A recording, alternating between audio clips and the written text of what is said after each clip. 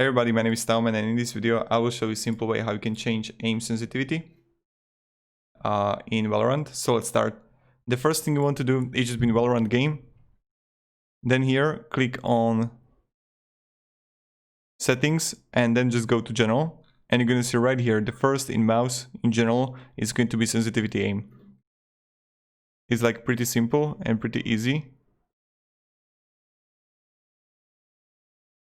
Oh my god, these guys went both on A. Oh my god.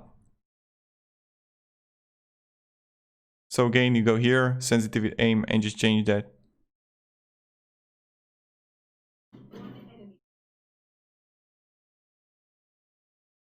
So yeah, that's pretty much it. If you have any questions, guys,